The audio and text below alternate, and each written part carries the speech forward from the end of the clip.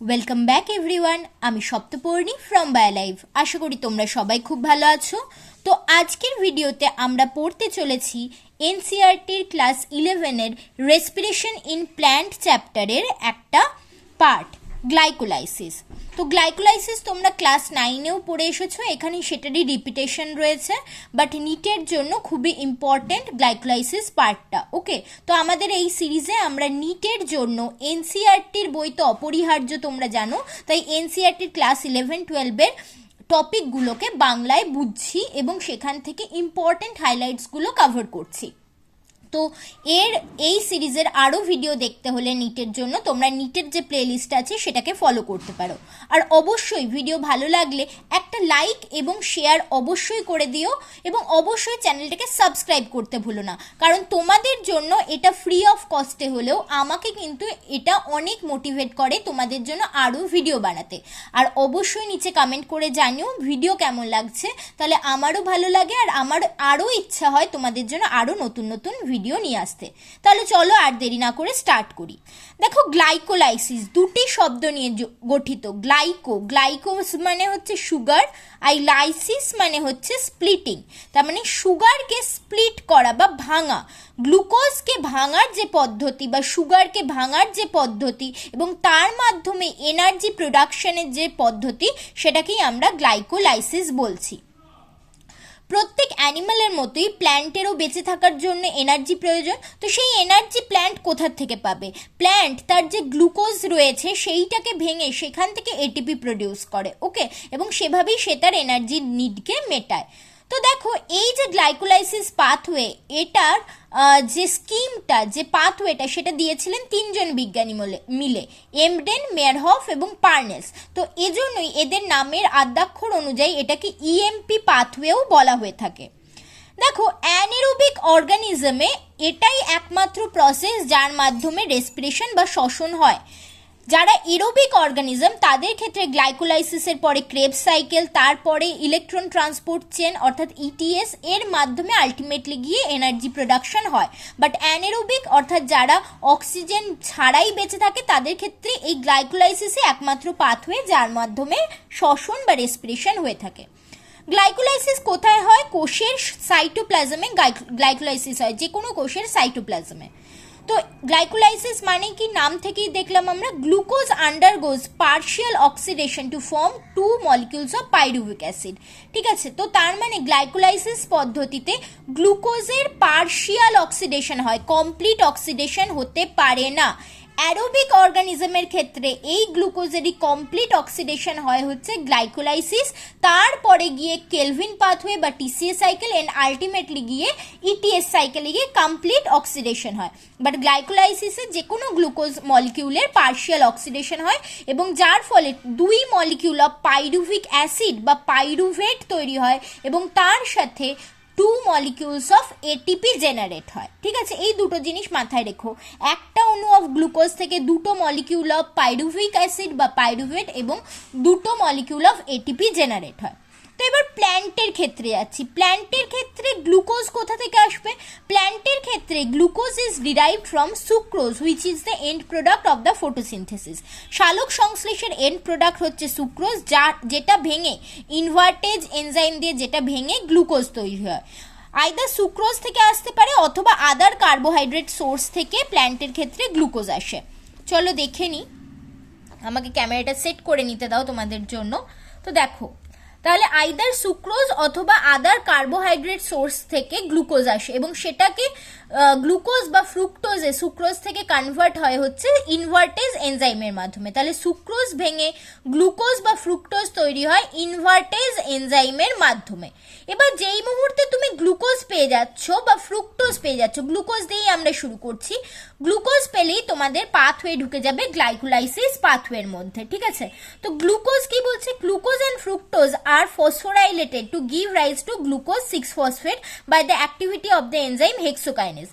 দেখো, যেই মুহূর্তে তুমি গ্লুকোজ পাচ্ছ, গ্লুকোজ কিন্তু ফসফোরাইলেটেড হচ্ছে, অর্থাৎ গ্লুকোজের সাথে এটিপির থেকে একটা ফসফেট অণু এসে যুক্ত হচ্ছে এবং গ্লুকোজ 6 ফসফেট তৈরি করছে।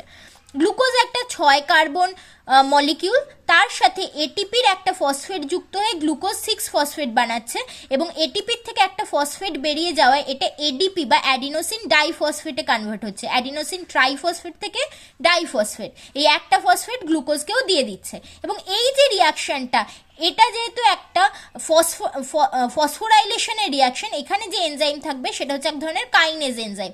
মনে রাখবে যেখানেই ফসফোরাইলেশন রিয়াকশন হয় সেখানে কাইনেজ এনজাইম কাজ করে এবং এই এনজাইমটার নাম হচ্ছে হেক্সোকাইনেজ, যে গ্লুকোজকে গ্লুকোজ ফসফেটে 6 ফসফেটে কনভার্ট করতে হেল্প করে।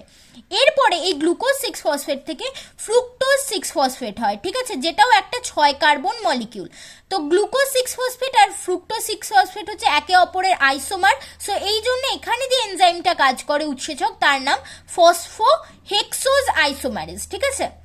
দুটোই হেক্সোজ ফর্ম, তাদের ফসফেট স্ট্রাকচারের মধ্যে আইসোমার ফর্ম করতে সাহায্য করছে বলে এটার নাম ফসফোহেক্সোজ আইসোমারেজ।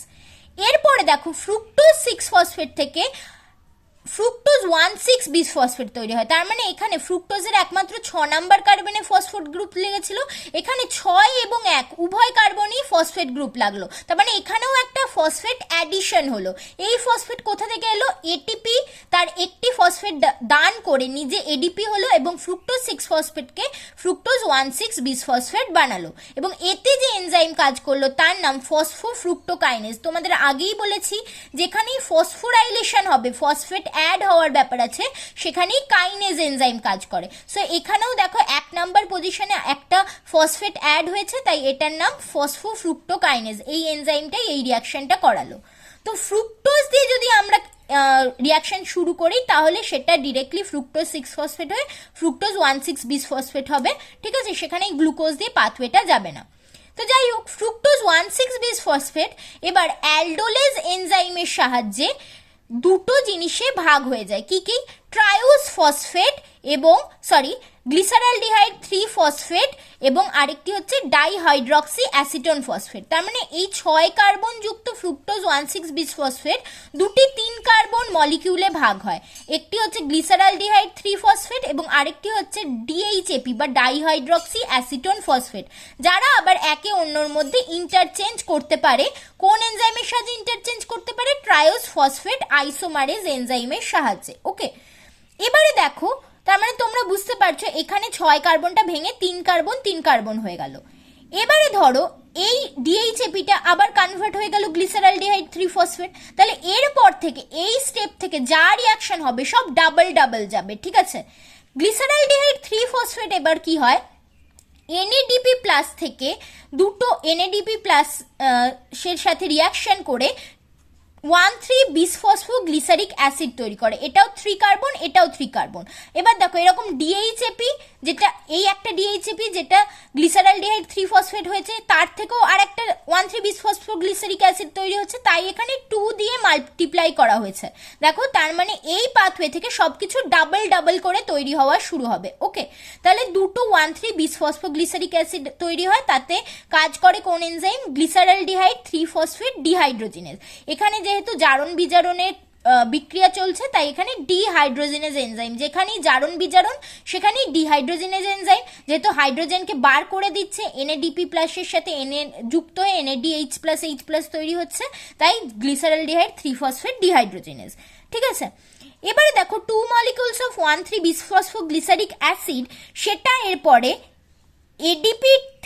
এডিপিকে একটা ফসফেট দান করে দেখো এর 1,3 দুটো পজিশনেই ফসফেট গ্রুপ ছিল, এবার শুধুমাত্র 1 নাম্বার পজিশন থেকে ফসফেট গ্রুপ বেরিয়ে গিয়ে সেটা এডিপিকে এটিপিতে কনভার্ট করলো এবং শুধুমাত্র 3 নাম্বার পজিশনে ফসফেট গ্রুপ থাকলো। তাহলে এখান থেকে কি তৈরি হলো? 3 ফসফোগ্লিসারিক অ্যাসিড।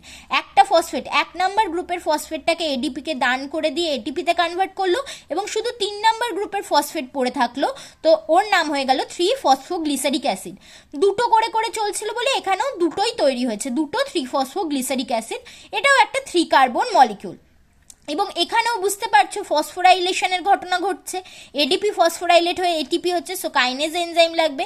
কি ধরনের কাইনেজ? 1,3-বিসফসফোগ্লিসারেট কাইনেজ। দেখো 1,3-বিসফসফোগ্লিসারেট অ্যাসিড থেকে হচ্ছে বলে 1,3-বিসফসফোগ্লিসারেট কাইনেজ। ওকে, নেক্সট স্টেপে দেখো 3-ফসফোগ্লিসারিক অ্যাসিড থেকে 2-ফসফোগ্লিসারিক অ্যাসিড তৈরি হচ্ছে, ঠিক আছে? মানে জাস্ট ফসফেট গ্রুপটা 3 নাম্বার কার্বন থেকে 2 নাম্বার কার্বনে পজিশন শিফট করছে। তো এখানে যে এনজাইমটা লাগে সেটার নাম হচ্ছে ফসফোগ্লিসারোমিউটেজ এনজাইম। নেক্সট পাথওয়েতে দেখো এই 2-ফসফোগ্লিসারিক অ্যাসিড যেটা দুটো তৈরি হয়েছিল সেখান থেকে জল বেরিয়ে যাচ্ছে, বেরিয়ে গিয়ে ফসফোএনল পাইরুভেট হচ্ছে। এখানেও দুটো ছিল, এখানেও দুটো তৈরি হবে, এবং এখানে যে এনজাইম কাজ করবে তার নাম ইনোলেজ। লাস্ট স্টেপে ফসফোইনল পাইরুভেট থেকে আবার ফসফেট গ্রুপ বেরিয়ে যাচ্ছে, ফসফেট গ্রুপ বেরিয়ে যাচ্ছে বলে এনজাইমের নাম পাইরুভেট কাইনেজ, এবং সেই ফসফেট গ্রুপ এডিপি গ্রহণ করে এটিপি তৈরি করছে, এবং এখান থেকে পাইরুভিক অ্যাসিড তৈরি হচ্ছে। দুটো করে করে হচ্ছিল বলে এখানেও দুটো পাইরুভিক অ্যাসিড তৈরি হলো। সো তোমরা দেখতে পেলে আলটিমেটলি 1 মলিকিউল অফ গ্লুকোজ নিয়ে আমি শুরু করেছিলাম। এই জায়গায় এসে দুটো মলিকিউলে ওরা কনভার্ট হচ্ছে 1,3-বিসফসফোগ্লিসারিক অ্যাসিড, একটা তো এই পাথওয়ে, আর একটা হচ্ছে এখানে ইন্টার কনভার্সন হয়ে আর একটা 1,3-বিসফসফোগ্লিসারিক অ্যাসিড আসছে, এবং এরপর থেকে সবই ডাবল ডাবল হতে হতে যাচ্ছে। ওকে, এবং আলটিমেটলি গিয়ে একটা গ্লুকোজ থেকে ভেঙে দুটো পাইরুভিক অ্যাসিড তৈরি হলো। গ্লুকোজ ছিল 6 কার্বন, পাইরুভিক অ্যাসিড হচ্ছে 3 কার্বন, এবং এই পাথওয়েতে কিছু জায়গায় এটিপির খরচা হলো, কিছু জায়গায় এটিপি তৈরি হলো। কোথায় কোথায় এটিপির খরচা হলো দেখো। স্টেপ নাম্বার 1 যেটা একটা ইরিভার্সিবল রিয়াকশন, অর্থাৎ গ্লুকোজ থেকে গ্লুকোজ 6-ফসফেট হতে পারে, বাট এটার থেকে এই একই এনজাইম দিয়ে গ্লুকোজ হতে পারবে না, ওই জন্য একটা দিকেই অ্যারো দেওয়া আছে। এই রিয়াকশনে এটিপি কিন্তু খরচ হয়েছে, এক অণু এটিপি খরচ হচ্ছে, তার মানে এখানে আমি লিখতে পারি এটিপি কি -1, ঠিক আছে? আবার এই রিয়াকশনটা তো দেখো 3 নাম্বার রিয়াকশন, এটাও কিন্তু ইরিভার্সিবল, এটা কিন্তু রিভার্সিবল, এদিকেও যেতে পারে এদিকেও হতে পারে, বাট এটা ইরিভার্সিবল। এই পাথওয়েতেও একটা মলিকিউল অফ এটিপি খরচ হয়েছে, তাহলে এখানেও আমি লিখতে পারি -1। তাহলে কটা এটিপি টোটাল খরচ হলো? দুটো এটিপি খরচ হয়ে গেল। এবার দেখি কটা এটিপি তৈরি হলো। দেখো এখানে এটিপি তৈরি হলো হচ্ছে ডিরেক্টলি এটিপি তৈরি হলো দুটো পাথওয়েতে, দুটো স্টেপে, এই স্টেপটা এবং এই স্টেপটা। এখানেও একটা এটিপি, এখানেও একটা এটিপি। এবার দেখো এগুলো যেহেতু ডাবল ডাবল করে যাচ্ছে, তাহলে এখানে একটা জায়গায় দুটো এটিপি তৈরি হয়েছে, এই স্টেপেও একটা জায়গায় দুটো এটিপি তৈরি হয়েছে, তাহলে এখানে আমি লিখতে পারি এই স্টেপটাতে দুটো এটিপি, আবার এই স্টেপটাতেও সেম ভাবে দুটো এটিপি। তাহলে টোটাল এটিপি তৈরি হলো কটা? এটিপি তৈরি হলো 2 + 2 4টে, আর খরচ হয়েছে, আগে দেখালাম আমি তোমাদেরকে, খরচ হয়েছে কটা এটিপি? প্রথম দুটো স্টেপে একটা একটা করে এটিপি খরচ হয়েছে, তাহলে 4 - 2, তাহলে টোটাল এটিপি তৈরি হলো কটা? গ্লাইকোলাইসিসের পরে দুটো। ওকে, তাহলে সাবস্ট্রেট লেভেল ফসফোরাইলেশন অর্থাৎ গ্লাইকোলাইসিসের ডিরেক্টলি এটিপি কটা তৈরি হচ্ছে? দুটো এটিপি তৈরি হচ্ছে। 4টে টোটাল তৈরি হয়েছিল, কিন্তু দুটো খরচা হয়ে গেছে বলে আলটিমেট গেইন হলো আমাদের দুটো এটিপি। এবারে দেখো আর একটা জিনিস, এই যে NAD+ থেকে NADH+H+ হয়েছিল, এটা যদি এরোবিক পাথওয়েতে যেত, এটা এরপরে যেত হচ্ছে কেলভিন সাইকেলে, তারপরে এই ম্যাটেরিয়ালটাই যেত ETS সাইকেলে, এবং আলটিমেটলি NADH+H+ এক অণু এই NADH+H+ থেকে 2.5 মলিকিউল এটিপি জেনারেট হয়, ঠিক আছে? তার মানে এখানে বুঝতে পারছো, এখানে তো এখান থেকে একটা তৈরি হচ্ছে, এখান থেকেও একটা তৈরি হচ্ছে, তার মানে দুটো মলিকিউল অফ NADH+H+, তার মানে 2.5 × 2 5 মলিকিউল অফ এটিপি কিন্তু জেনারেট হতো। এখানে আমি তোমাদের লিখে দিচ্ছি 1 molecule of NADH+H+ is equivalent to 2.5 molecule of ATP. তাহলে এই পাথওয়েতে আমরা দুটো মলিকিউল অফ পাচ্ছি NADH+H+, যেটা যদি এরোবিক পাথওয়েতে যেত তাহলে 5টা মলিকিউল অফ এটিপি জেনারেট করতো। তাহলে তখন টোটাল এটিপির গেইন কত হতো? 4টে সাবস্ট্রেট লেভেল ফসফোরাইলেশন হয়ে তৈরি হয়েছে এটিপি, 5টা তৈরি হতো অক্সিডেটিভ ফসফোরাইলেশন হয়ে, তাহলে টোটাল 9টা তৈরি হতো এটিপি, আর ইউজ হয়েছে এটিপি দুটো, তাহলে টোটাল তখন এরোবিক পাথওয়েতে এটিপি জেনারেট হতো 7টা, ঠিক আছে? বাট অ্যানএরোবিক পাথওয়েতে এটিপি জেনারেট হবে দুটো ফ্রম গ্লাইকোলাইসিস। বোঝা গেছে? যদি বুঝতে না পারো নিচে কমেন্ট সেকশনে অবশ্যই কমেন্ট করে জানাবে। এখানে চলো তাহলে আমরা জাস্ট ওভারঅল একবার পড়ে নিই কি বলছে। দেখো Glucose and fructose are phosphorylated to give rise to glucose 6-phosphate by the activity of enzyme hexokinase. First step এ দেখলাম গ্লুকোজ থেকে গ্লুকোজ 6-phosphate হয় হেক্সোকাইনেজের দ্বারা। This phosphorylated form of glucose then isomerized to form fructose 6-phosphate. তাহলে এরপরে glucose 6-phosphate এর isomer fructose 6-phosphate তৈরি হয়।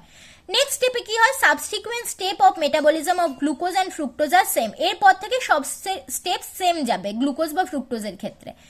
The various steps of glycolysis are depicted in the figure. Already আমরা দেখেছি।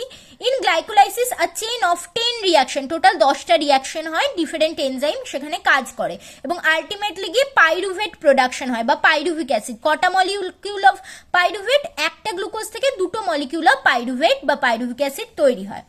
ঠিক আছে, while studying the step of glycolysis please note the steps at which utilization or synthesis of ATP or NADH plus H plus takes place. তো আমরা দেখেছি দুটো স্টেপে ATP তৈরি হয়, দুটো চারটে, দুটো স্টেপে এটিপি খরচ হয়, ফার্স্ট এবং থার্ড স্টেপে দুটো এটিপি খরচ হয় এবং একটি স্টেপে দুটো molecule of NADH plus H plus তৈরি হয়।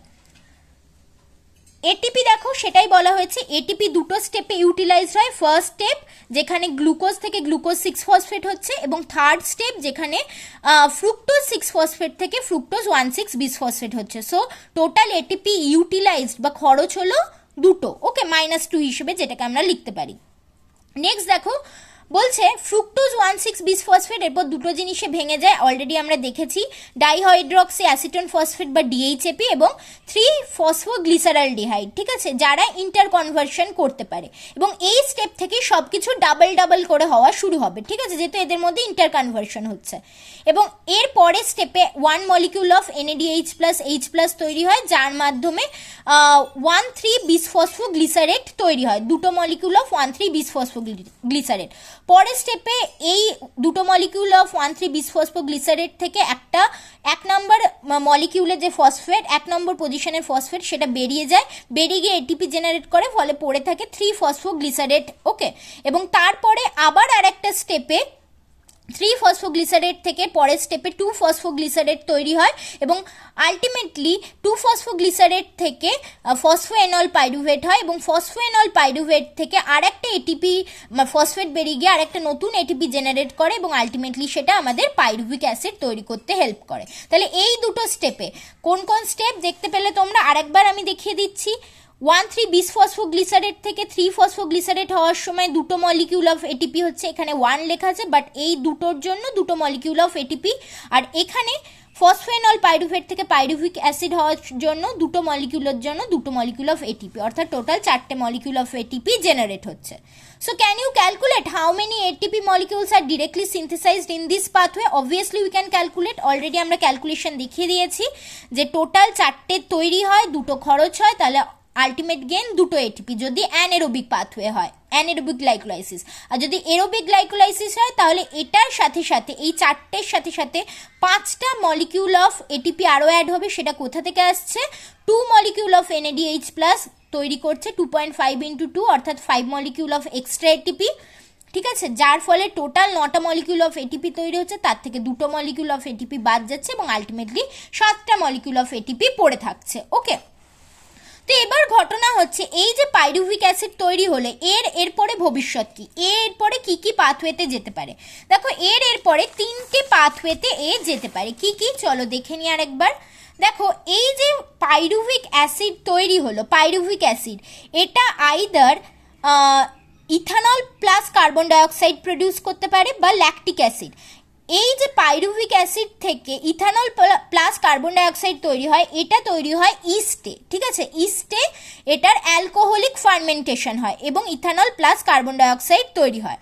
আবার কোনো কোনো ব্যাকটেরিয়ার ক্ষেত্রে প্লাস আমাদের মাসেলেও যখন অক্সিজেনের কমতি থাকে তখন পাইরুভিক অ্যাসিড ল্যাকটিক অ্যাসিডে কনভার্ট হয়ে যায়। তো এটাও হচ্ছে আমরা বলতে পারি ল্যাকটিক অ্যাসিড ফার্মেন্টেশন। এই দুটো কন্ডিশনই, পাইরুভিক অ্যাসিড থেকে ল্যাকটিক অ্যাসিড তৈরি হওয়া বা অ্যালকোহল তৈরি হওয়া, এই দুটো কন্ডিশনই অ্যানএরোবিক কন্ডিশনে হয়। বাট যদি অক্সিজেন পর্যাপ্ত পরিমাণে থাকে অর্থাৎ এরোবিক কন্ডিশন হয়, তাহলে এই পাইরুভিক অ্যাসিড এরপরে ঢুকে যায় টিসিএ সাইকেল বা কেলভিন চক্রে এবং আলটিমেটলি কেলভিন চক্র হয়ে তারপরে ইলেকট্রন ট্রান্সপোর্ট চেন হয়ে সে আলটিমেটলি গ্লুকোজের কমপ্লিট অক্সিডেশন করে এবং কার্বন কার্বন ডাইঅক্সাইড এবং জল এবং অনেকগুলো পরিমাণ অফ এটিপি জেনারেট করে। ঠিক আছে, তো সেটাই চলো আমরা একটু পড়ে নিই। এখানে কি লেখা আছে, there are 3 major ways which different cells handle pyruvic acid produced by glycolysis। তিনটে মেজর পাথওয়ে আছে যার মাধ্যমে পাইরুভিক অ্যাসিডের ফেট নির্ধারণ হয়। এক দেখলাম আমরা lactic acid fermentation, then alcoholic fermentation. Lactic acid fermentation বিভিন্ন ধরনের ব্যাকটেরিয়া প্লাস আমাদের muscle cell in case of oxygen deprived কন্ডিশনে দেখা যায়। অ্যালকোহলিক ফার্মেন্টেশন ইস্টে দেখা যায়। প্লাস আর একটা হচ্ছে এরোবিক রেসপিরেশন, যেটা যে কোনো উন্নত ইউক্যারিওটসের ক্ষেত্রে আমরা দেখতে পাই যখন অক্সিজেন পর্যাপ্ত পরিমাণে থাকে। Fermentation takes place under anaerobic condition. এই দুরকম ফার্মেন্টেশন, ল্যাকটিক অ্যাসিড হোক বা অ্যালকোহলিক, দুটোই অ্যানএরোবিক কন্ডিশন অর্থাৎ অক্সিজেনের অনুপস্থিতি বা কম উপস্থিতিতে ঘটে। মেনলি প্রোক্যারিওট এবং ইউনিসেলুলার ইউক্যারিওট, মানে যারা অতটাও অ্যাডভান্সড নয়। But complete oxidation of glucose to carbon dioxide and water happens through Krebs cycle, which is also known as aerobic respiration. This requires oxygen supply. যদি অক্সিজেন ভালো পরিমাণে থাকে তাহলে গ্লুকোজের কমপ্লিট অক্সিডেশন হয় এবং পাইরুভিক অ্যাসিড ক্রেবস চক্রের মাধ্যমে গ্লুকোজের কমপ্লিট অক্সিডেশন করে কার্বন ডাইঅক্সাইড এবং জল প্রস্তুত করে। তাহলে এই ছিল আমাদের ওভারঅল গ্লাইকোলাইসিসের ভিডিও। আশা করি ভিডিও তোমাদের ভালো লেগেছে এবং তোমরা বুঝতে পেরেছো যে কিভাবে গ্লাইকোলাইসিস প্রসেস কমপ্লিট হচ্ছে। এর নেক্সট ভিডিওতে আমরা ফার্মেন্টেশন এবং টিসিএ সাইকেল বা ক্রেবস চক্র পড়ব। তো ভিডিও ভালো লাগলে অবশ্যই লাইক করতে এবং শেয়ার করতে ভুলো না, এবং অবশ্যই অবশ্যই অবশ্যই চ্যানেলটাকে সাবস্ক্রাইব করে রেখো। নিচে কমেন্ট করে জানিও ভিডিও কেমন লাগলো। Thanks for watching and happy learning.